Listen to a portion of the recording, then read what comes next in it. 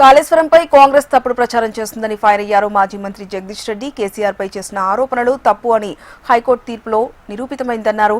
రాష్ట్రంలో సీఎం మంత్రుల కమిషన్లు దందా నడుస్తోందని ఆరోపించారు. కేసీఆర్ జగిత్యాలకు వస్తున్నారని సీఎం రేవంత్ సభకు పెట్టుకున్నారని అన్నారు.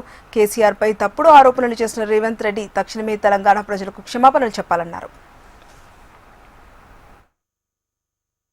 కాళేశ్వరం పైనే కుట్ర చేసి దాంతోనే కేసీఆర్ ప్రతిష్టను దెబ్బతీస్తామని చెప్పి ప్రతిపక్షాలు ప్రత్యేకించి కాంగ్రెస్ పార్టీ చేసిన దుర్మార్గమైన ప్రయత్నానికి ఈ రోజు తెరబడింది. కేవలం కేసీఆర్ మీద వాళ్ళు చేసిన ఆరోపణలను ప్రజల చేత నమ్మించడం కొరకు దుర్మార్గంగా వాళ్ళు చెప్పిన అబద్ధాన్ని అట్లే ప్రజల నమ్మకాల్లో ఉంచడం కొరకు చేసిన దుర్మార్గ ప్రయత్నాల్లో ఒకటిగానే కమిషన్ను వేసిండ్రు.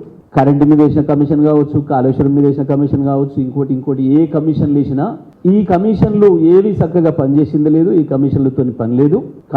ఈ కమిషన్ల పని ఏం లేదు. కానీ కాంగ్రెస్ కమిషన్ల దందా మాత్రం బ్రహ్మాండంగా కొనసాగుతుంది 2.5 ఏళ్లుగా. కేసీఆర్ జగిత్యాలలో వస్తున్నాడు అని చెప్పగానే వణికిపోయి అక్కడ నేనేందో పీకుతా కాళేశ్వరంలో అని చెప్పి పోయిండు. ప్రభుత్వ ఖర్చుతోని మొత్తం రైతులు తీసుకొచ్చి ఏందో చేస్తాను పోయింది. సిగ్గుండాలి ప్రభుత్వానికి.